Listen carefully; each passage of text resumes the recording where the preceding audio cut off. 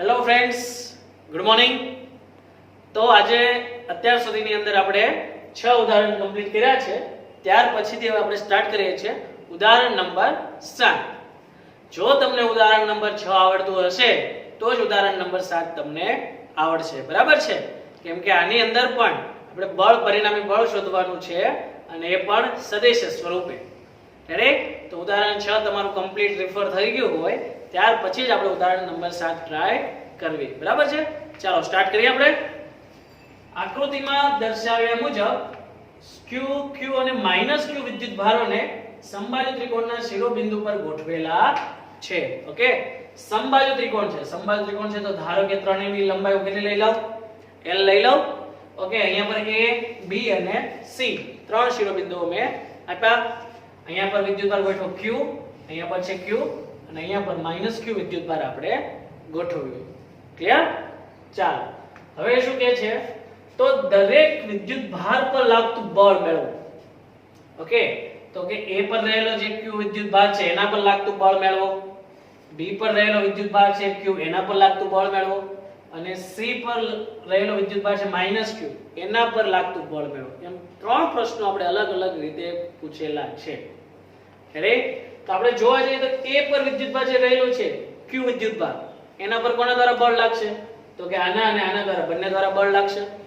Okay, તો એ બે બળો આપણે સદિશ સ્વરૂપે વેલ્યુ શોધીશું અને ત્યાર પછી એનો સદિશ સરળ કરશું. સેમ પ્રોસેસ b પર રહેલ વિદ્યુત ભાર પર લાગતું બળ મેળવો. તો એના પર a વડે અને c પર રહેલા વિદ્યુત ભાર વડે એના પર બળ લાગશે. એવી રીતે આના પર પણ બે પ્રકારના બળ લાગે છે, આના દ્વારા અને આના દ્વારા. બે વિદ્યુત ભાર વડે બળ લાગે છે, આપણે પરિણામી બળ મેળવીશું. ક્લિયર? ખ્યાલ આવે છે બધાને? ઓકે ફ્રેન્ડ, તો ચાલો સ્ટાર્ટ કરીએ. આપણે તો વાત કરીએ એ બિંદુ આગળ રહેલ વિદ્યુત ભાર પર લાગતું બળ મેળવો. કોના પર કહે છે? આપણે સ્ટાર્ટિંગમાં કીધું એમ a પર રહેલ વિદ્યુત ભાર પર લાગતું બળ મેળવીશું, પછી b પર અને પછી c પર. ત્રણ સ્ટેપમાં આપણે દાખલો કમ્પ્લીટ કરીશું. ક્લિયર? ચાલો, તો a પર રહેલા વિદ્યુત ભાર પર લાગતું પરિણામી બળ આપણે મેળવીશું. તો કોના કોના દ્વારા લાગે છે? તો કે એક તો b પર રહેલ વિદ્યુત ભાર q વડે અને c પર રહેલ વિદ્યુત ભાર -q વડે એના પર બળ લાગે છે. ખ્યાલ આવે છે બધાને? ઓકે, તો પહેલા આપણે બળનું મૂલ્ય શોધીશું અને ત્યાર પછી દિશા લખીશું. કમ્પ્લીટ? ખ્યાલ આવે છે ને બધાને? ચાલો જોઈએ. તો કે a પર કોના કોના વડે બળ લાગે છે? b પર રહેલા વિદ્યુત ભાર પર લાગતું બળ આપણે શોધી નાખીએ. મતલબ કે અહીં FAB પેલા મૂલ્ય લઈએ ને આપણે, મૂલ્ય લઈએ. આનો મતલબ શું થશે? a પર b વડે લાગતું બળ. બરાબર છે ને? પર વડે શબ્દ યાદ રાખવાનો કીધો હતો. a પર b વડે લાગતું બળ. ઓકે, FAB = શું થશે? કે અહીંયા મૂલ્યની વાત કરીએ છીએ આપણે. શેની વાત કરીએ છીએ? જસ્ટ મૂલ્યની. તો a પરનો વિદ્યુત ભાર q અને b પરનો વિદ્યુત ભાર કેટલો છે? q ના છેદમાં ડિસ્ટન્સ l². રેડી? હવે બળ જે લાગે છે આના પર કઈ દિશામાં લાગશે? બંને ધન વિદ્યુત ભાર છે, પરિણામે અપાકર્ષણ બળ લાગે છે તો આ દિશામાં બળ લાગશે FAB. અને કઈ દિશા થઈ? હવે સદિશ સ્વરૂપ મૂકું તો એનો x આમ કેટલો થઈ ગયો? તો કે -1 અને y આમ કેટલો થઈ ગયો? 0. x ડેશ દિશા છે તો x ડેશ દિશામાંનો એકમ સદિશ આ રીતે લખાય ને, -1 અને 0. ક્લિયર? ચાલો, એ જ રીતે તથા વેક્ટર f એ પર લાગતું બળ c વડે. પહેલા તો મૂલ્યની વાત કરીએ. શું કહેવા માંગે છે? a પર c વડે લાગતું બળ. બરાબર છે? તો શું લખાય છે? k q અને q upon l². સર એ q કેમ લખ્યા? -q કેમ નહીં? તો કે આપણે માઈનસ નિશાની અહીંયા લેવાની નથી. અત્યારે આપણે શેની વાત કરી? જસ્ટ બળના મૂલ્યની વાત કરી. બરાબર ને? અને આપણે કીધેલું છે જ્યારે મૂલ્યની વાત કરતા હોય ત્યારે પ્લસ માઈનસ સાઇન ધ્યાનમાં લેવાની નથી. ક્લિયર? ચાલો, તો અત્યારે સ્ટેપ બાય સ્ટેપ જ જઈએ. તો જસ્ટ અત્યારે વેલ્યુ લખવાની કીધી છે તો કેટલી થશે? k q1 q2 upon l². બરાબર? બંને પોઝિટિવ લખ્યા. સદિશ સ્વરૂપે વાત કરીએ તો પ્લસ અને માઈનસ હવે જોવાના છે તમારે. જો અહીંયા પર બંને ધન વિદ્યુત ભાર હતા તો કેવું થતું હતું? અપાકર્ષણ બળ. પણ અહીંયા તમે ચેક કરી શકો છો એક ધન વિદ્યુતભાર છે અને ઋણ વિદ્યુતભાર છે. ખાસ દિશા નક્કી કરવામાં જોવાનું છે. ધન વિદ્યુતભાર વચ્ચે અપાકર્ષણ બળ એટલે આ બાજુ ગયું, વિરુદ્ધ દિશામાં ભાગ્યું. ઓકે, અહીંયા ધન વિદ્યુતભાર છે અને ઋણ વિદ્યુતભાર છે તો એના તરફ જશે એટલે બળની દિશા આપણી આ બાજુ આવશે. ઋણ નિશાની ને ધન નિશાની છે એ જસ્ટ બળની દિશા નક્કી કરવા માટે ઉપયોગમાં લેવાય છે. બરાબર છે ને? બળના મૂલ્યમાં એનો કોઈ ઉપયોગ થતો નથી. તો બળની દિશા આપણી આ રીતે. જો બંને ધન હોત તો કઈ દિશા આવતે? ખ્યાલ છે? આ દિશા આવતે. પણ એક પોઝિટિવ છે ને એક નેગેટિવ છે, મતલબ એકબીજા વચ્ચે શું થાય છે? આકર્ષણ બળ થાય છે. આકર્ષણ બળ અનુભવે ને તો માઈનસ નિશાની જે છે એના કારણે આપણે નક્કી કર્યું કે એના વચ્ચે શું થાય છે? આકર્ષણ બળ લાગે છે. એક પ્લસ અને એક માઈનસ છે એટલા માટે. બરાબર? તો હવે આપણને બળની દિશા મળી ગઈ. માઈનસ નિશાની બસ આપણે આ કામ માટે જ લેવાની છે. પ્લસ માઈનસ ની જે સાઇન છે દિશા નક્કી કરવા માટે લેવાની છે. બળની દિશા નક્કી કરવા માટે. રેડી? તો માઈનસ નિશાની હતી એકમાં, એકમાં પ્લસ નિશાની હતી. એનાથી આપણે નક્કી કર્યું કે બંને વચ્ચે કેવું બળ લાગે છે? આકર્ષણ બળ લાગે છે. તો પરિણામે આના પર આ દિશામાં બળ લાગે છે, એના તરફ બળ લાગે છે. તો હવે દિશા આપણને મળી ગઈ. ક્લિયર? તો હવે આપણને ખબર છે આ ખૂણો કેટલો થાય? 60 ડિગ્રી થાય. લખો જોઈએ એના દિશામાં એકમ સદિશ તો કે cos 60 અને sin 60. બરાબર ને? ઓકે, ચાલો. સો ફાઇનલી સદિશ સ્વરૂપ ને તો vector f a c k q square થઈ જશે અહીંયા પર upon l સ્ક્વેર. cos 60 ની વેલ્યુ કેટલી થાય જોઈએ? 1/2 થશે. sin 60 ની વેલ્યુ તો કે √3/2. ખ્યાલ આવે છે બધાને? કમ્પ્લીટલી. ચાલો, તો આપણને એની વેલ્યુ મળી ગઈ. હવે પરિણામી વેક્ટર હવે પરિણામી એક બિંદુ આગળ રહેલા વિદ્યુતભાર પર લાગતું બળ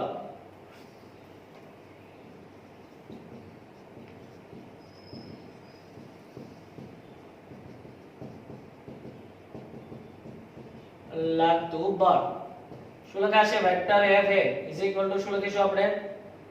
vector f a b plus vector f ac. બરાબર? હવે ડાયરેક્ટલી આપણે સરળો કરીએ. કોમન શું નીકળે છે ચેક કરો આમાંથી. આને પણ તમે આ રીતે લખી શકો કે q² ના છેદમાં l² -1 અને 0. કમ્પ્લીટ.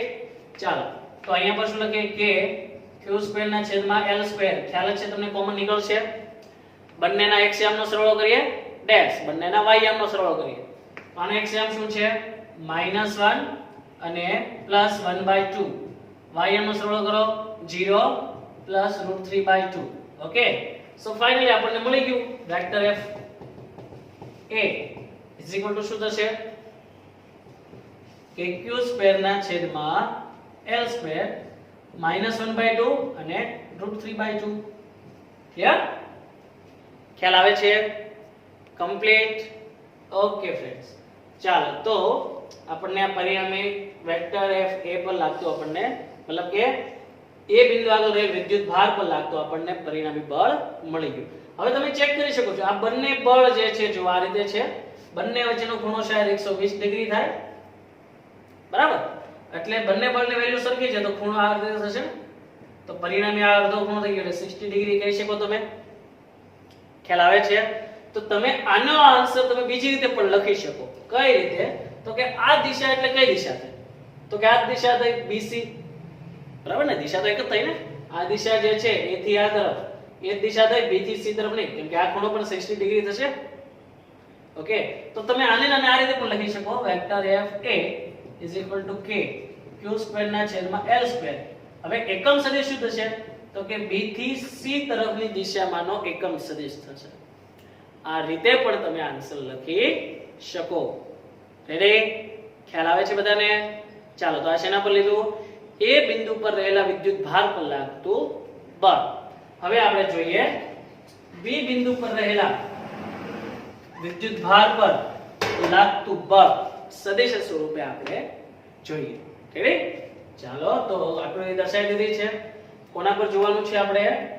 બી બિંદુ આગળ રહેલ વિદ્યુત ભાર. તો અહીંયા પર તો કે એના પર કોના કોના દ્વારા બળ લાગે છે? એક તો A વડે અને એક તો C વડે.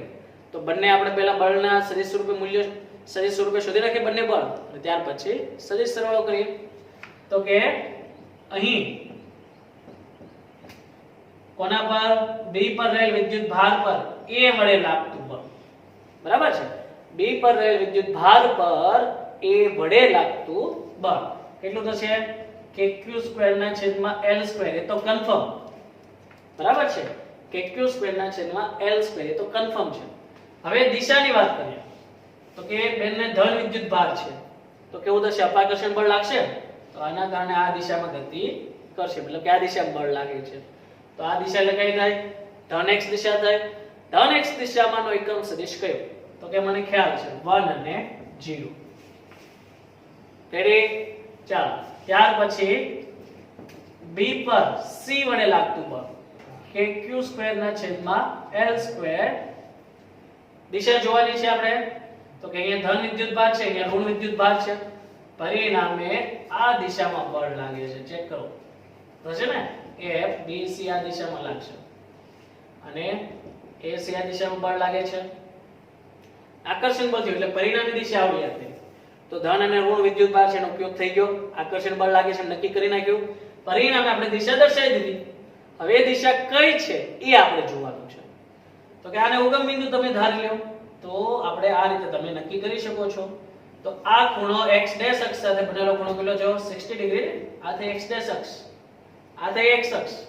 તો x' અક્ષ સાથે બનાવેલો ખૂણો કેટલો થઈ ગયો 60 ડિગ્રી.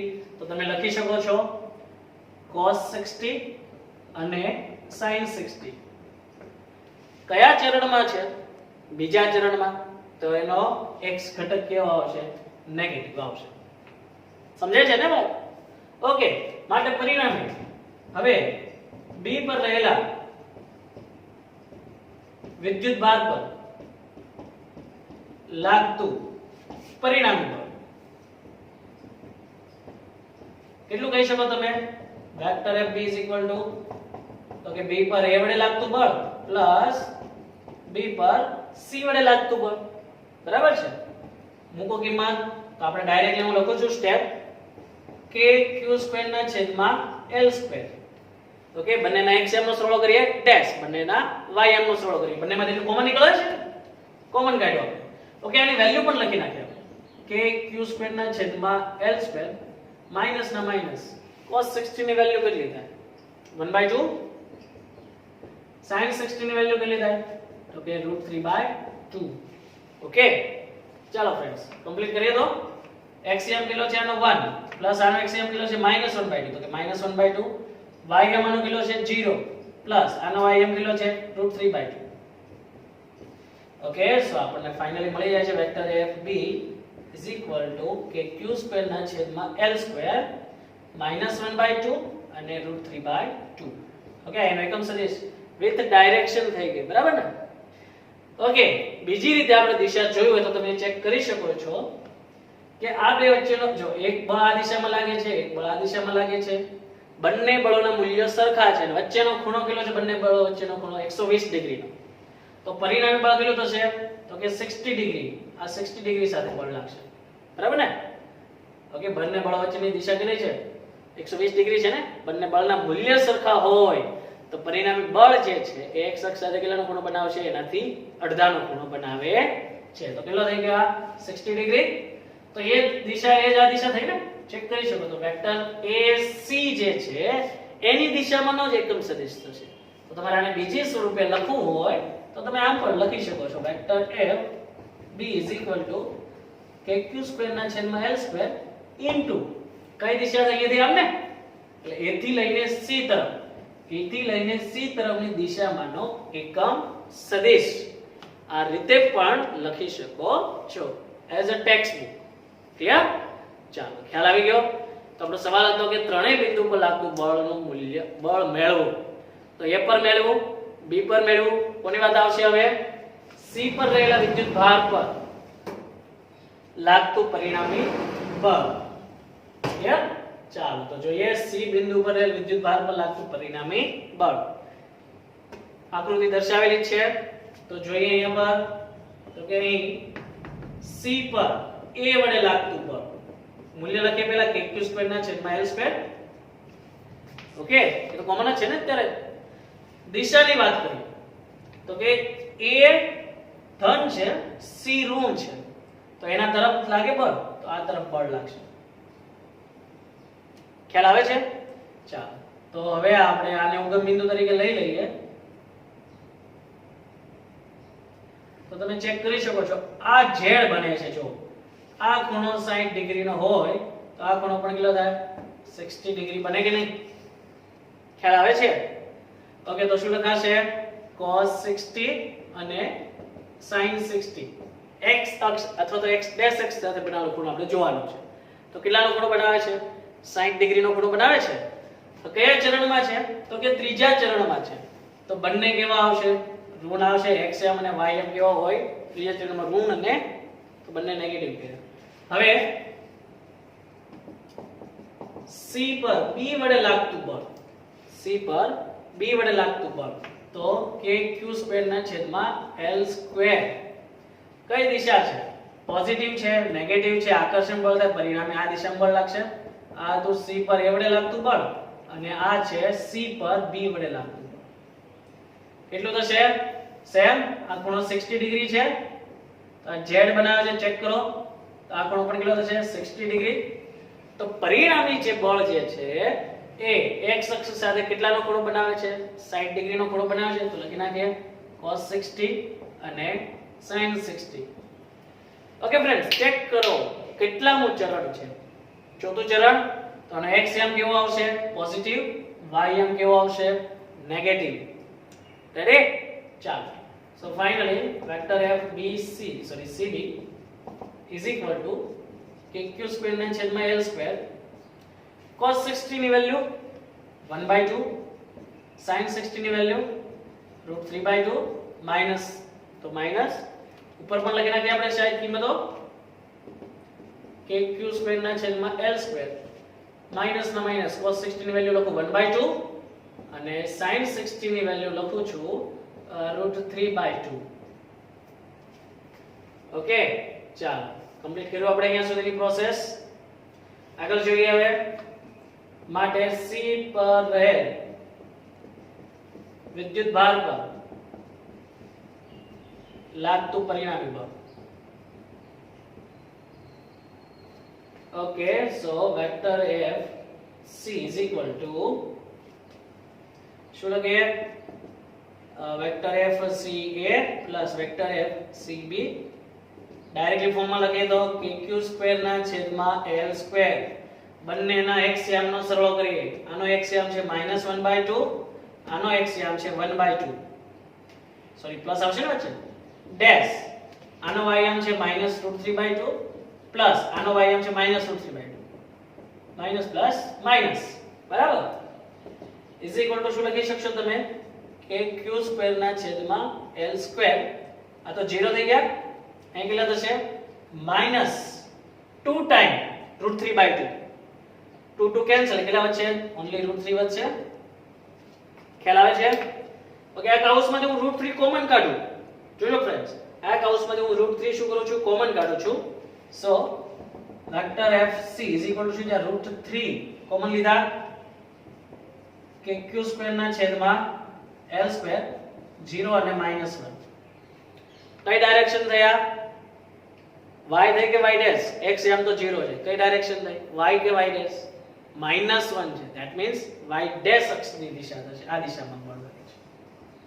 ઓકે, જો ચેક કરી શકો છો તમે. એક બળ આ દિશામાં છે, એક બળ આ દિશામાં. પરિણામે પદાર્થ જે છે એના પર પરિણામે આ દિશામાં બળ લાગે છે. ખ્યાલ આવ્યો? ઓકે, કઈ દિશા થઈ એ તમારે જાણવું હોય તો ઓકે, તો આ દિશાને આપણે બીજી રીતે પણ લખી શકીએ. પહેલામાં કેમ કીધું તો આની દિશા છે, પછી એનામાં આ દિશા છે એવું કીધું ને આપણે. એના દિશામાં એકમ સુધી. તો અહીંયા શું કહી શકાશે આપણે? તો કે માપ ખૂણો ACB જે છે એનો લંબ દ્વિભાજક છે.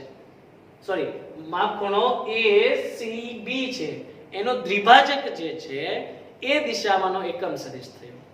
ઓકે, અથવા આને લખવું હોય તો કઈ રીતે લખી શકો? વેક્ટર FC ને √3 kq² ના છેદમાં l². દિશા તો કે કયો ખૂણો છે? ખૂણો ACB ના દ્વિભાજક ની દિશામાંનો એકમ સદિશ. ઓકે, કેમ કે એની દિશામાં પરિણામી બળ લાગે છે એટલે એની દિશામાંના એકમ સદિશની દિશા થશે ત્યાં. ખ્યાલ આવે છે કમ્પ્લીટલી? તો બે સ્વરૂપે મેં તમને આન્સર આપ્યો છે. જો વિથ ડાયરેક્શન આપણે આપણી રીતે કમ્પ્લીટ કરશો તો પણ ચાલશે. ઓકે, અને આ જે છે એ ટેક્સ્ટ બુકમાં પણ આપ્યું છે તો આપણને પણ ખ્યાલ આવે છે કે એ દિશામાં છે એટલે સાથે સાથે મેં એ પણ તમને કમ્પ્લીટ કરાવ્યું છે. ક્લિયર? ચાલો, ઓકે. આવી ગયેલા છે એમ તો. આવી ગયા? અત્યારે જ આવ્યા. ચાલો કના કે? આવ. ઓકે ફ્રેન્ડ્સ, ત્યાર પછી આપણે ઉદાહરણ નંબર 1.8 જોઈએ. ચાલો રકમ પર જઈએ આપણે. એક ઇલેક્ટ્રોન 2 × 10⁴ ન્યૂટન પર કુલમ્બના નિયમિત વિદ્યુત ક્ષેત્રમાં, તો વિદ્યુત ક્ષેત્ર આપણને કેટલું કીધું છે? 2 × 10⁴ લખી નાખીએ. વિદ્યુત ક્ષેત્ર E બરાબર 2 × 10⁴ ન્યૂટન પર કુલમ્બ માં 1.5 સેન્ટીમીટર જેટલું પતન કરે છે. શું કરે છે? મુક્ત પતન પામે છે. ઓકે, તો ડિસ્ટન્સ કેટલું કરે છે? 1.5 સેન્ટીમીટર. હવે પતન પામે છે ધેટ મીન્સ એનો પ્રારંભિક વેગ કેટલો થયો હશે? 0, કેમ કે એ સ્થળે શું કરે છે? સ્ટાર્ટિંગ કરે છે એટલે પ્રારંભિક વેગ કેટલો થયો છે એનો? 0. તો એટલું 1.5 જેટલું મુક્ત પતન કરવા માટે લાગતો સમય શોધવાનો છે. ઓકે, તો આપણે જો અહીંયા દર્શાવ્યું છે આકૃતિમાં વિદ્યુત ક્ષેત્ર અત્યારે કયું હોય? પ્લસ થી માઈનસ તરફ હોય ને, તો વિદ્યુત ક્ષેત્રની દિશા ઓડિયા છે, સમાન વિદ્યુત ક્ષેત્ર છે. નીચે ધન વિદ્યુત ભાર છે, ઉપર ઋણ વિદ્યુત ભાર છે. તો ઇલેક્ટ્રોન જે શું કરે છે? પતન પામે છે. ધેટ મીન્સ નીચે તરફ જાય છે. કેટલું ડિસ્ટન્સ કાપવાનું છે ને? 1.5 સેન્ટીમીટર જેટલું અંતર કાપવા માટે લાગતો સમય શોધો. ઓકે, સેકન્ડ સ્ટેપમાં શું કીધું છે? એવી જ રીતે એક પ્રોટોન પણ એટલું જ પતન કરે છે. એ સમયે આપણે શું કરવાનું છે? વિદ્યુત ક્ષેત્રની દિશા ઉલટાવો કીધું છે આપણે. ઓકે, રકમમાં વિદ્યુત ક્ષેત્રની દિશા ઉલટાવીને, તો વિદ્યુત ક્ષેત્રની દિશા ઉલટાઈને ગઈ એટલે ધન વિદ્યુત ભાર ઉપર, ઋણ વિદ્યુત ભાર નીચે, એટલે વિદ્યુત ક્ષેત્ર કઈ રીતે થઈ ગયું આપણું? જો દિશા ઉલટાવાઈ ગઈ. બરાબર? તો એની અંદર શું થશે? આ બાજુથી અપાકર્ષણ થશે ને આ બાજુ આકર્ષણ થશે. પરિણામે એ પણ શું થાય છે? પતન પામે છે. તો એ સમયે એને 1.5 સેન્ટીમીટર જેટલું પતન પામવા માટે લાગતો સમય શોધો. કોને? પ્રોટોનને પણ. બરાબર છે? અને ગુરુત્વાકર્ષણ બળની અસર હેઠળ મુક્ત પતન સાથેનો તફાવત શોધો. એટલે સેકન્ડ સ્ટેપમાં શું કહે છે આપણે?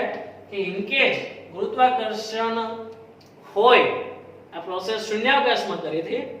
હવે શું કહે છે? ઇન કેસ તમે ગુરુત્વાકર્ષણ બળની અસર હેઠળ આવડી આ પ્રક્રિયા કરો છો તો એની સાથેનો તફાવત શોધો. મતલબ કે તો શું ડિફરન્સ આવે છે આન્સરમાં એ તમારે કહેવાનું છે. તો કે આની ઉપર શું થાય છે કે આના દ્વારા જો વિદ્યુત ક્ષેત્ર છે એમાં કોઈ વિદ્યુત ભાર ગોઠવેલો છે, તો આમાં E જેટલું વિદ્યુત ક્ષેત્ર છે એમાં કોઈ Q જેટલો વિદ્યુત ભાર ગોઠવ્યો છે, તો એના પર શું થશે? બળ લાગશે કે નહીં? બરાબર છે?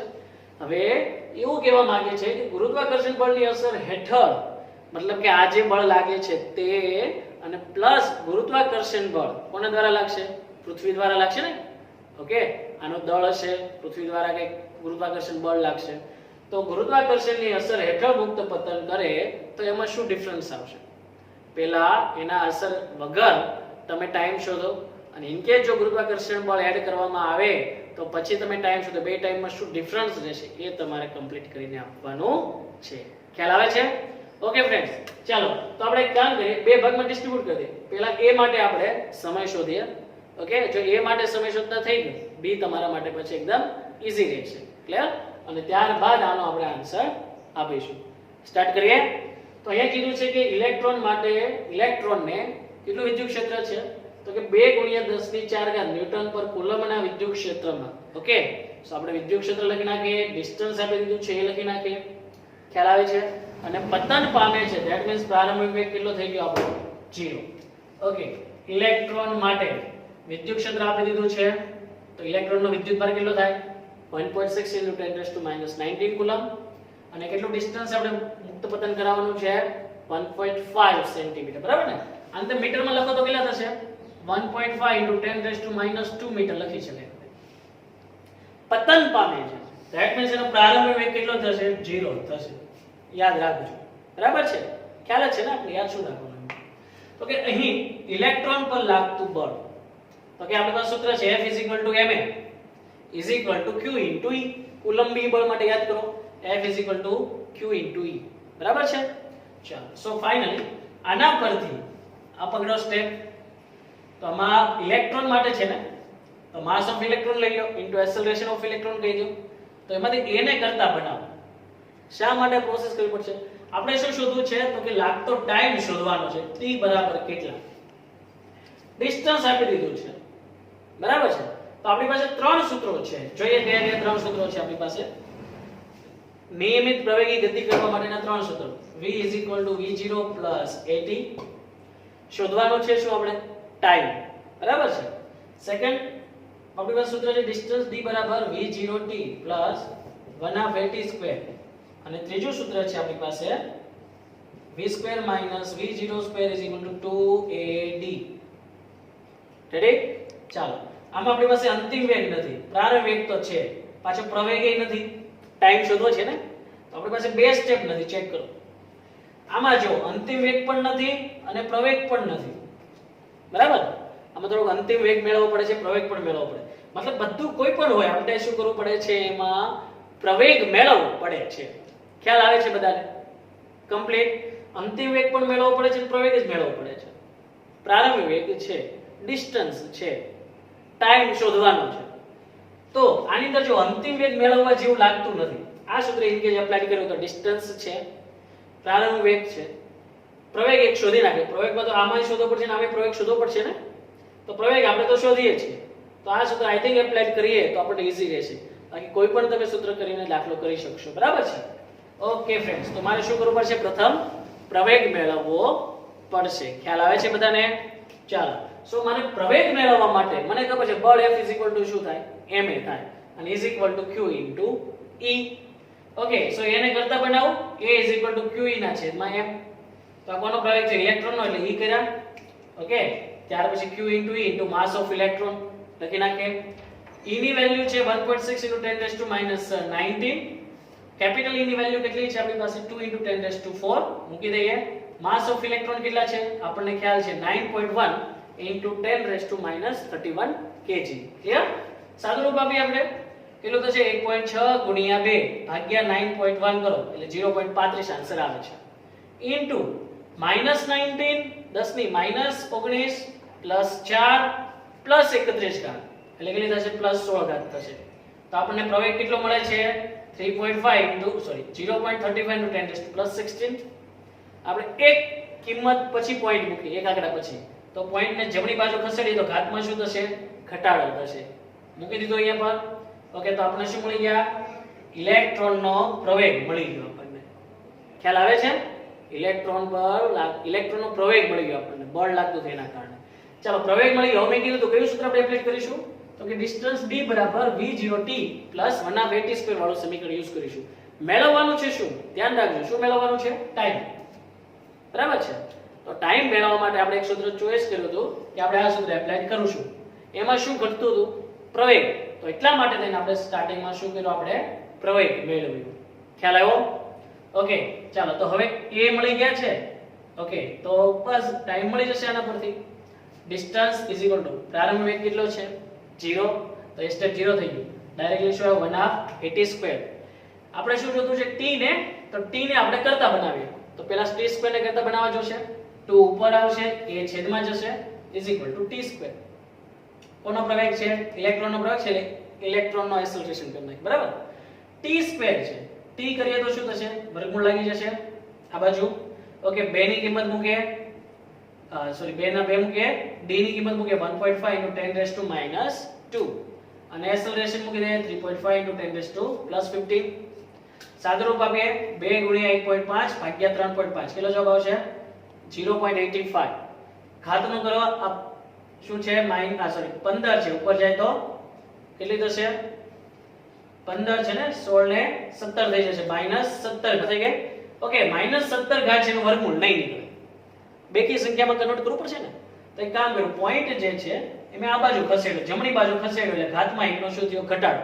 એટલે -17 છે એમાંથી એકનો ઘટાડો એટલે -18 થઈ ગયો. રેડી? ઓકે 8.5 નું વર્ગમૂળ કર્યું 0.91 ગુણ્યા 10 ની -18 ઘાત છે એનું વર્ગમૂળ શું નીકળશે?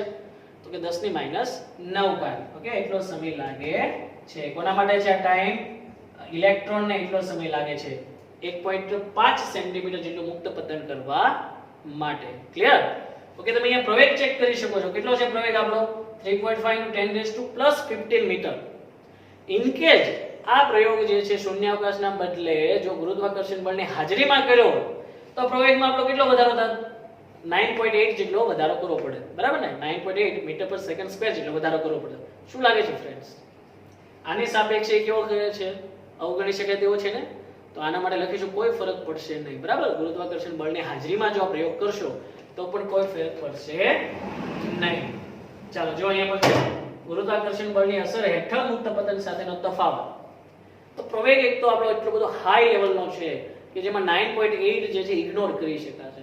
એટલે આપણે ટાઈમમાં કોઈ ફેરફાર થશે નહીં એવું લખી શકાશે. ક્લિયર? Okay, same process. હવે શું કીધું છે? એક પ્રોટોનને પણ એટલું જ પતન કરે છે. 1.5 સેન્ટીમીટર જેટલું જ પતન કરાવવાનું છે અને વિદ્યુત ક્ષેત્રની દિશા ઉલટાઈ નાખો તો જ પતન કરશે ને, નહીં તો ઉપર તરફ જશે. બરાબર છે? તો વિદ્યુત ક્ષેત્રની મેં દિશા ઉલટાવી આના કરતા. હવે શું થયું? તો પ્રોટોનને નીચે તરફ બળ લાગે છે, પરિણામે પ્રોટોન નીચે તરફ મતલબ કે પતન કરશે. તો એનો પણ પ્રારંભિક કેટલો થશે? 0. ઓકે, ચાલો. તો જેમ આ રીતે દાખલો ગણ્યો ઇલેક્ટ્રોન માટે, એ જ રીતે આપણે પ્રોટોન માટે પણ કમ્પ્લીટ કરવાનો છે. તો ઇલેક્ટ્રોન માટે આવડે છે, આઈ થિંક પ્રોટોન માટે તમે જાતે કરી શકશો. ક્લિયર? જો ન થાય તો આગળનો વિડિયો તમે જોઈ લો. તો કે પ્રોટોન માટે આપણું શું થઈ ગયું? વિદ્યુત ક્ષેત્ર એટલું છે, પ્રોટોનનો વિદ્યુત ભાર આપણને ખ્યાલ છે 1.6 × 10⁻19 કુલમ, ડિસ્ટન્સ પણ 1.5 સેન્ટીમીટર. રેડી? પ્રવેગ મેળવવાનો સૌપ્રથમ. તો F = ma = QE. સૂત્ર છે a ને કરતા બનાવ્યા હતા, QE ના છેદમાં માસ ઓફ પ્રોટોન લઈશું. ત્યાં શું લીધું હતું? માસ ઓફ ઇલેક્ટ્રોન. ઇલેક્ટ્રોનની વાત હતી, પ્રોટોનની વાત છે. શું લઈએ? માસ ઓફ પ્રોટોન લઈએ. બરાબર? કિંમતો મૂકી, સાદુરૂપ આપણે કેટલો આવ્યો એક્સેલરેશન આપણું? 1.91 × 10⁻12 મીટર પર second square. Clear? Calculation I think તમે હવે જાતે કરી શકવા માટે કેપેબલ હશો. ઓકે, હવે ટાઈમનું સૂત્ર આપણે આગળની સ્લાઇડમાં લખ્યું હતું ને ટાઈમનું સૂત્ર, એ ડાયરેક્ટ ટાઈમનું સૂત્ર મેં ડાયરેક્ટલી લઈ લીધું. √2D/a અહીંયા લખીશું એક્સેલરેશન ઓફ પ્રોટોન. કિંમતો મૂકીએ 2 ના 2, ડિસ્ટન્સ મૂકી દઈએ, એક્સેલરેશન ઓફ પ્રોટોન મૂકી દીધા. ઓકે, સાદુરૂપ આપીએ કેટલું મળે છે? √1.57 × 10⁻14. ઓકે, 10⁻14 નું વર્ગમૂળ કાઢો 10⁻7. 1.57 નું વર્ગમૂળ થયું 1.25. ઓકે, ટાઈમ નો એકમ છે સેકન્ડ. લખી નાખ્યો સેકન્ડ. ખ્યાલ આવે છે બધાને? ઓકે ફ્રેન્ડ્સ, તો આપણને પ્રોટોનને પતન કરવા માટે કેટલો સમય લાગશે તે પણ મળી ગયું. સેમ પ્રોસેસ અહીંયા પર પણ તમે ચેક કરી શકો છો. એક્સેલરેશન ઓફ પ્રોટોન કેટલા છે? 1.91 × 10⁻12 મીટર પર સેકન્ડ. જેની સાપેક્ષે 9.8 ને શું કરી શકાય? ઇગ્નોર કરી શકાય. ધેટ મીન્સ આપણો લાસ્ટ જે ક્વેશ્ચન છે ને એનો આન્સર કે જો ગુરુત્વાકર્ષણ બળની અસર હેઠળ મુક્ત પતન કરાવવામાં આવે તો એમાં કોઈ ફેર થશે નહીં. કારણ કે 9.8 ને એટલા પ્રવેગની સાપેક્ષે શું કરી શકાય છે? અવગણી શકાય છે. એટલા માટે એના મુક્ત પતન કરવાના ટાઈમમાં કોઈ ફેરફાર થતો નથી. ક્લિયર? Okay friend.